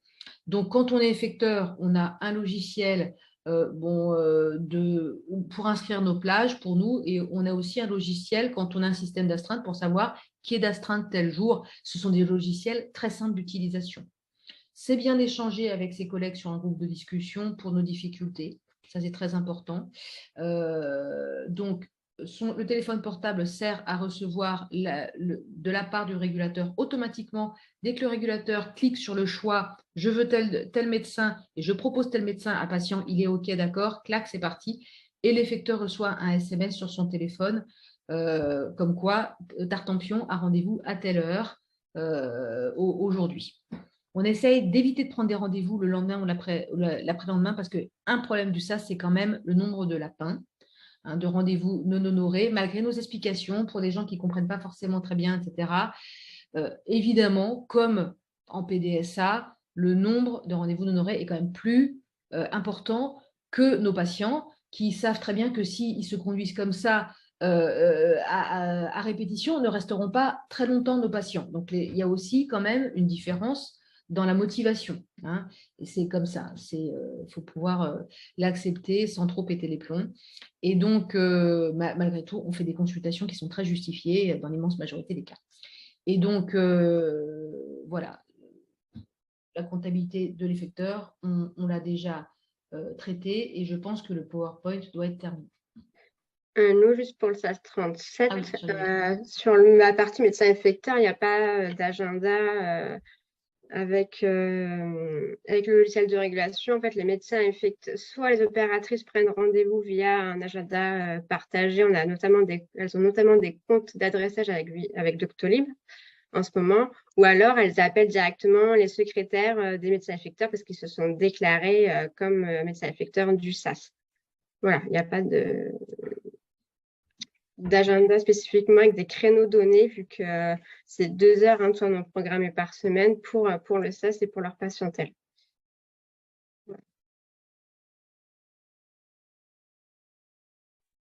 Oui, là-dessus, on va faire vite.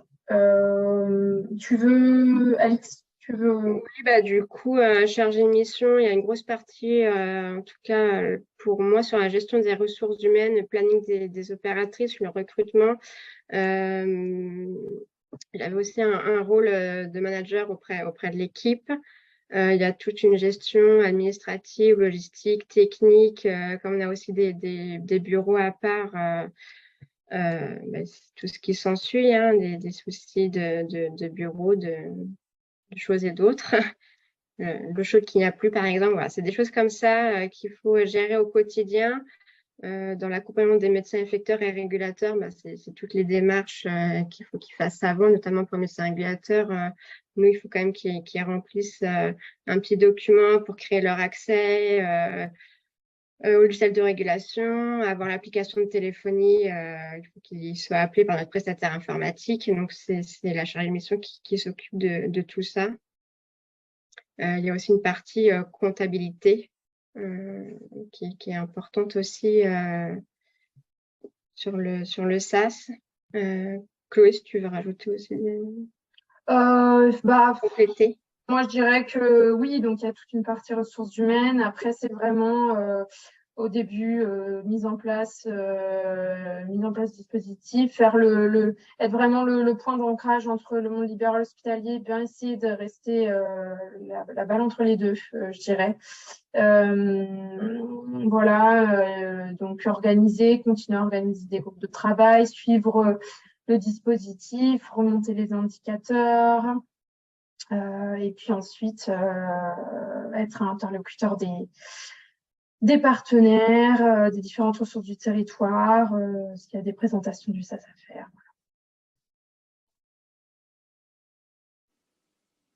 Je vous enverrai, il y avait une petite vidéo qui représentait un peu la fonction de médecin régulateur qui avait été faite dans le 37. Je vous l'enverrai en lien pour pas trop déborder en temps. Et Oui, c'est plus une vidéo de promotion voilà. qui peut être lue après.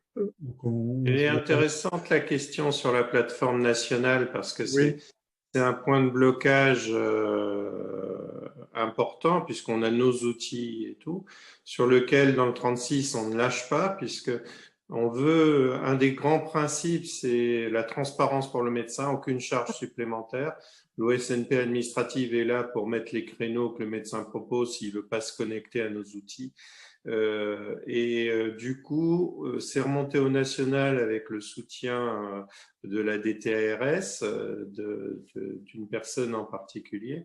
Et il y a une proposition qui est faite à notre éditeur de logiciels d'interfacer nos outils avec la plateforme pour qu'elle se remplisse automatiquement. Mais pour l'instant, nous, on est dans un processus de blocage vis-à-vis de cette plateforme parce qu'elle n'apporte qu'une charge administrative supplémentaire sans aucun avantage. Et l'administratif, on a décidé que ça suffisait, comme beaucoup. Donc, voilà. Pour compléter l'intervention de Didier sur la plateforme, ça va même au-delà de la surcharge administrative. Hein. C'est-à-dire que c'est carrément une ouverture. C'est carrément une ouverture des créneaux au centre 15, voire à terme directement aux patients. Donc, il y a un enjeu fort de négociation qu'on a au niveau régional avec l'ARS. C'est pour ça que on a déjà discuté de ça avec Madame Dupont et on va en rediscuter pour lui confirmer les choses. Il faut absolument que cette plateforme permette pour les secteurs, les territoires qui ne veulent pas donner un libre accès à leurs créneaux, qu'ils puissent déposer les créneaux, mais que par contre, l'accès sur la plateforme aux créneaux du territoire ne soit possible que pour les ONSP de l'organisation départementale ou territoriale. Donc là, il y a tout un enjeu là-dessus. La problématique, c'est qu'à terme, normalement, pour pouvoir facturer SNP, il faudra non seulement que ce soit régulé par le SAS, mais aussi que les créneaux soient déposés sur la plateforme. Normalement, l'objectif, c'est ça. Donc, il y a des enjeux forts.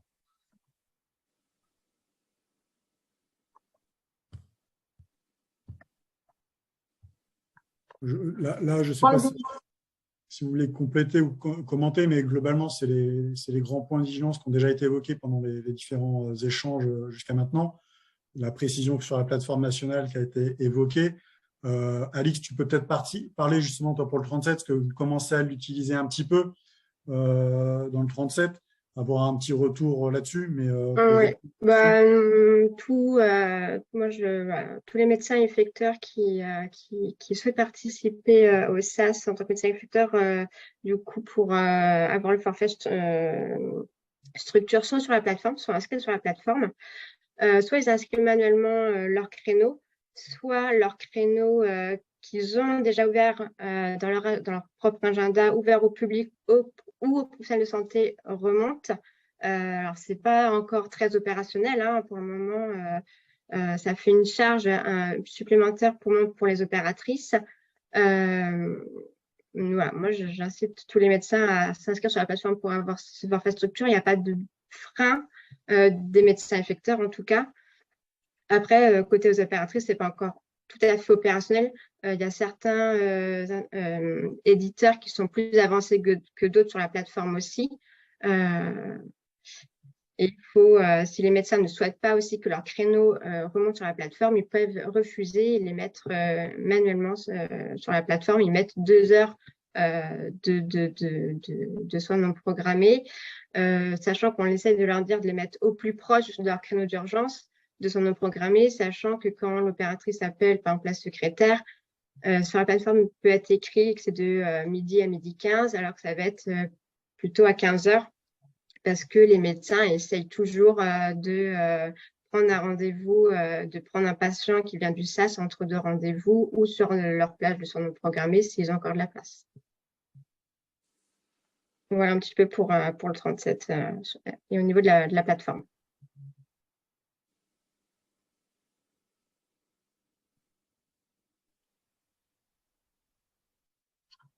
Oui, dans les évolutions, c'est vrai qu'on a un projet, on a répondu à un appel à projet télémédecine pour expérimenter en fait des téléconsultations qui seraient proposées par des infirmiers ou infirmières avec donc un sac à dos des mallettes de télémédecine en fait, voilà, pour potentiellement aller dans les territoires où on peut trouver, où il y a des personnes qui ne peuvent pas forcément se déplacer. Donc, on en avait, ça a déjà été évoqué un petit peu avant. Évolution aussi, les soins non programmés dentaires, donc ils vont être expérimentés sûrement bientôt sur une de nos CPTS. Donc, avec peut-être des créneaux de soins non programmés qui peuvent être mis à disposition aussi du régulateur et de l'opératrice. Et puis, c'est vrai qu'on a c'est toujours un petit peu nébuleux au niveau des indicateurs fournis par le côté hospitalier. Donc, voilà, avoir des données un petit peu plus précises sur les entrées aux urgences, peut-être qui relèvent de la médecine générale ou non, des appels qui arrivent au 116-117, les différencier des appels qui arrivent au 15 et de savoir si les gens appellent sur le bon numéro et pour la bonne raison. Et de savoir s'ils ont bien compris dans notre cas où il y a un système de numéros différentiels avec le 116-117, s'ils ont bien compris le principe donc du SAS et du 116-117. Voilà, pour les évolutions de notre côté. De ton côté, Alix, tu avais des choses à préciser justement dans les perspectives un petit peu?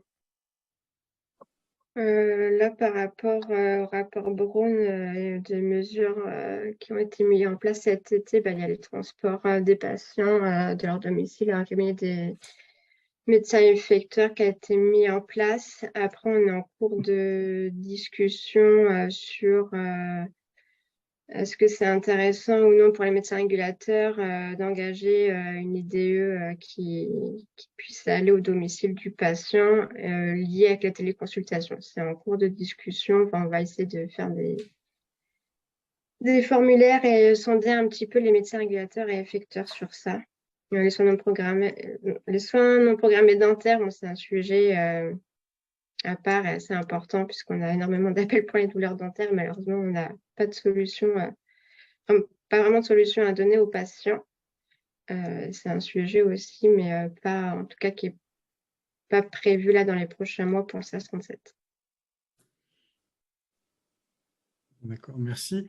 Avant de laisser la parole au docteur Bidault pour qu'il puisse conclure, je vous propose de répondre à quelques questions, encore 5 minutes, et de façon à essayer de respecter un petit peu le timing qu'on a noté. Entre autres, alors il y a certaines réponses qui ont déjà été vues dans le chat, mais je vous ferai un petit compte rendu de tout ça. Dans les questions qui ressortent et qui me semblent aussi importantes à avoir en tête, c'est justement, est-ce que dans vos expérimentations, les SNP étaient mis en place avant ou pas le SAS? Est-ce que ce travail-là, il avait été fait en amont sur tout le territoire ou pas? Ça, c'est une question qui est récurrente. Et aussi une question qui est importante aussi, lequel le docteur Laurence a commencé à y répondre, c'est suite à une consultation pour un patient sans médecin traitant, c'est comment est géré le parcours de ce patient-là ou pas. Et du coup, voilà, sur ces deux questions-là, et puis j'en poserai une autre après dans la foulée, je vous laisse répondre. Sur des... alors, nous, je laisserai me compléter Laurence ou Didier, mais sur le 36, en fait, on va dire que malgré le fait que les médecins sont quand même assez débordés en règle générale, c'est vrai qu'ils absorbaient déjà pas mal leurs soins non programmés. Que ce soit toutes CPTS confondues, et il y avait en termes d'astreinte, il y avait déjà une CPTS, la CPTS du Bois-Chaux-Nord, qui avait mis en place une liste d'astreinte avec un médecin d'astreinte par jour sur la plage horaire 17h-20h pour répondre aux demandes en soins programmés des patients du territoire de la CPTS. Et ensuite, c'est vrai qu'une fois que le SAS a démarré, c'est quelque chose qui s'est mis en place également sur la CPTS du Bois-Chaud Sud, sur les CPTS Pays des Milletans et Val-de-Creuse, c'est pareil, sous un autre format, mais on est revenu à avoir un médecin qui mettait des astreintes une fois par un médecin par jour, je vais y arriver, un médecin par jour, donc qui donnait, qui était d'astreinte, qui donnait des créneaux. Sur la CPTS de Châteauroux, c'est un petit peu différent parce que il y a quand même UM36, l'urgence médicale 36, qui donc absorbe pas mal les demandes en soins non programmés qui passent par le SAS, mais il y avait également des médecins qui étaient volontaires. Et là, depuis cet été, il y a également un système d'astreinte sur la plage horaire 18-20 qui s'est mis en place. Donc, ça existait en fait déjà, mais c'est vrai que ça s'est démocratisé à toute l'Indre, on va dire. Mais je laisse Didier ou Laurence me compléter si besoin. Moi, je vais m'intéresser à la deuxième partie, à la deuxième question, mais j'en avais déjà parlé tout à l'heure. C'est vrai qu'adapter sa pratique aux patients sans médecin traitant, ça devient une vraie spécialité, on va dire. Donc, le gouvernement a pensé au SAS pour les soins non programmés des gens sans médecin traitant, mais on n'a rien prévu pour les patients chroniques qui ont besoin de suivi sans médecin traitant. Donc, c'est vrai que dans notre territoire, en tout cas à Château-Renneco, on a essayé de mettre en place un centre de santé, non sans mal, pour les gens sans médecin traitant qui, effectivement, du coup, laissent la possibilité à des remplaçants de faire un exercice mixte, salarié et libéral, pour des remplacements, et à des médecins retraités de remettre la main à la pâte dans le prolongement des centres de vaccination, mais pour les gens qui n'ont pas de médecin traitant, ça nous rend beaucoup service. Donc, il y a un lien très important entre le SAS et le centre de santé qui s'appelle l'OSAT, offre de soins alternatives et transitoires pour les gens sans médecin traitant. Mais c'est une solution qui n'est pas généralisée du tout. La plupart des patients, à l'heure actuelle, qui ont des pathologies chroniques, n'ont pas de solution. On ne peut pas, comme je dis, augmenter indéfiniment ces patientèles. Donc, voilà, je ne sais pas qu'est-ce qui va être trouvé comme solution. Je sais que dans d'autres régions de France, comme la Vendée, je crois, ils mettent des SAS-PASS dans ce rôle-là, ce qui est très discutable, parce que du coup, ce sont des consultations qui sont quand même difficiles à débriefer. Bien sûr, le maître de stage ne connaît pas les patients. Donc, voilà, mais en tout cas, ça peut leur permettre de rendre ce service-là. Nous, effectivement, quand le patient, c'est un peu comme aux urgences, j'ai envie de dire, quand un patient va commencer à être pris en charge, et 8 heures plus tard ou 2 heures plus tard, ça va être un autre médecin qui va le prendre en charge et on va continuer à avancer comme ça, hein, de consultation en consultation. C'est beaucoup moins satisfaisant qu'un suivi, c'est une évidence. Mais en tout cas, c'est mieux que rien. Et c'est sans doute quand même mieux, en restant territorial, qu'une téléconsultation à Pétaouchnok avec un médecin qui ne connaît rien du territoire et qui ne va pas voir les gens en présentiel. Donc voilà, c'est de la médecine dégradée, mais quand même moins dégradée que d'autres solutions. Il faut clairement que la règle du jeu soit fixée dès le départ auprès des patients.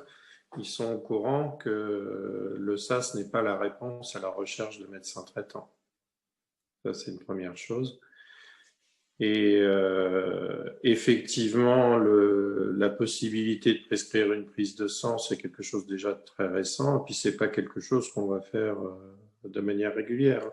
Un besoin de soins non programmés, un bilan sang annuel, c'est pas un besoin de sang de soins non programmés. Donc, je pense qu'il faut vraiment rester dans notre créneau. Et c'est vrai qu'il y a un petit biais du SAMU parce que tout arrivait au 15, tout ce qui ne trouvait pas de solution arrivait au 15.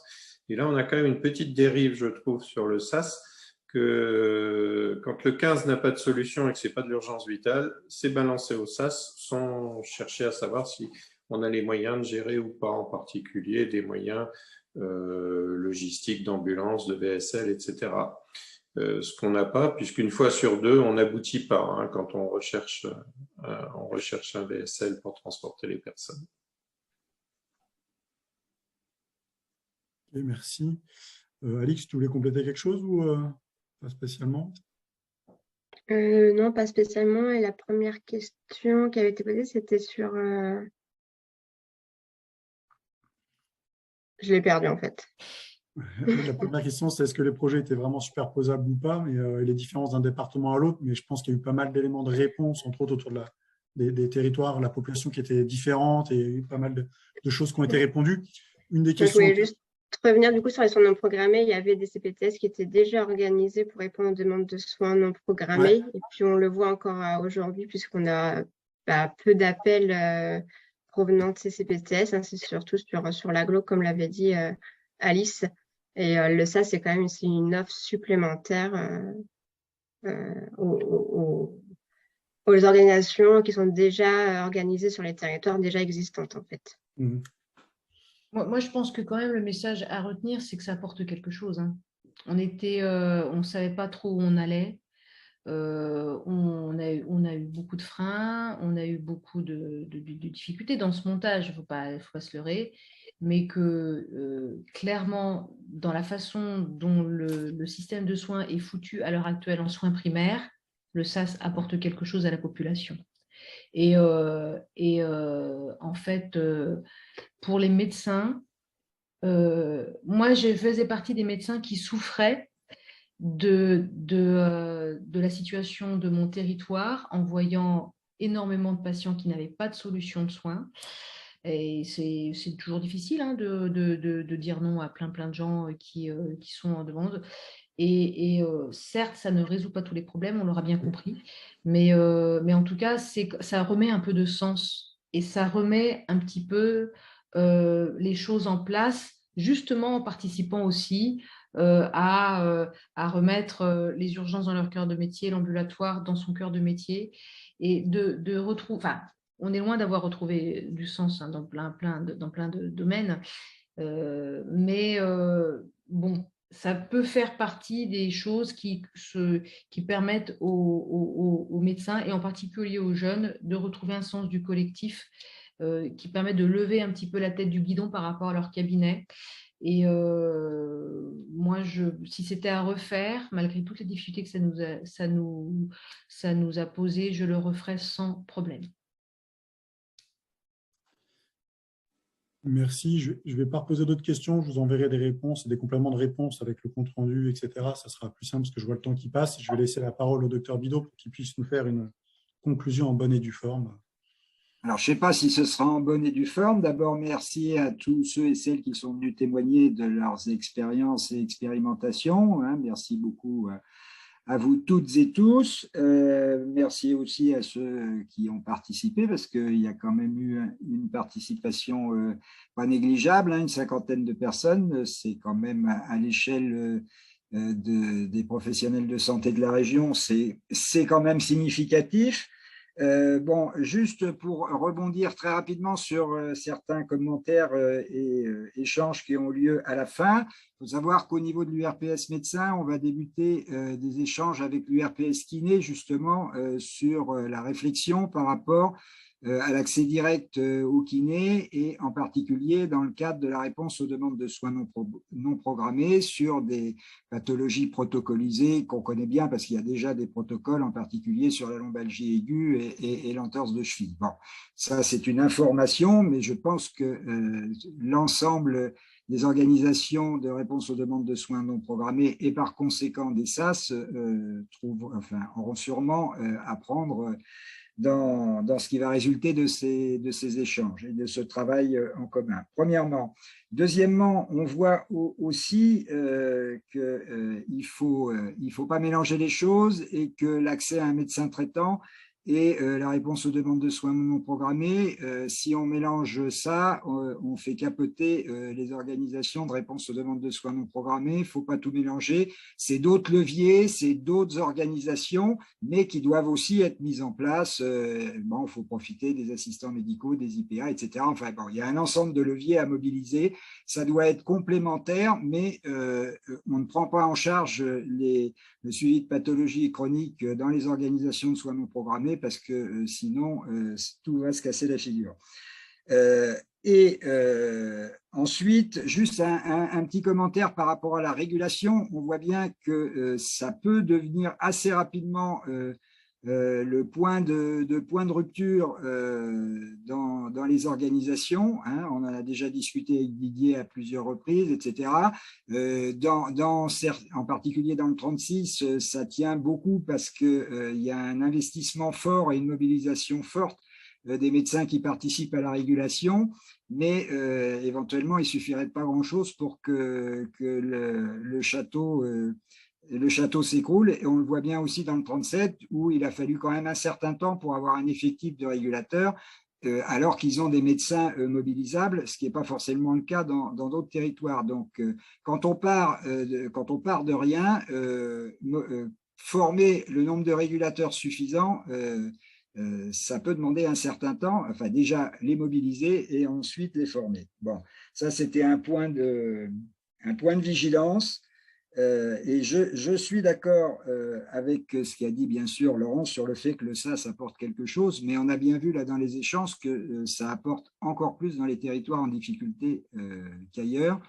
Parce que quand on voit que dans le 37, seulement 10% des appels, ce qui prouve bien que pratiquement dans le 37, il pourrait se limiter à la régulation sans effecteur et le SAS tournerait tout seul. Mais on sait très bien que le 37, c'est une situation très, très particulière et que l'ensemble des autres départements sont plus proches de la situation du 36 que de la situation du 37. Donc voilà, encore une fois, merci à tous. Il y a encore beaucoup de travail. L'URPS est aussi mobilisé là-dessus, hein, puisqu'on organise le webinaire, mais pas que. Derrière, vous savez quelles sont les personnes ressources. Donc, Mylène, comme depuis toujours. Emeline, que vous connaissez pour la plupart aussi. David, spécifiquement sur ce dossier-là.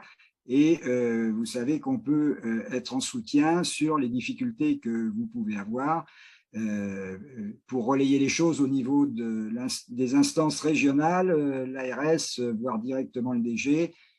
Pour rebondir un petit peu sur le 36, on a évoqué avec le DG la problématique de l'OSAT et de la CEPAM qui refusait de financer les médecins qui s'installaient. Bon, je dérive un peu, mais pour dire qu'il ne faut pas hésiter à s'appuyer sur l'URPS quand il y a des difficultés. Et ce qui est très important aussi, c'est qu'il faut partager, c'est ce qu'on a fait aujourd'hui, ce que tout le monde a fait, mais il faut continuer à partager pour ne pas se laisser embarquer par les tutelles dans des directions qui pourraient être délétères pour les autres territoires. Donc, il est important de continuer à partager nos expériences et d'éviter de s'engager dans des…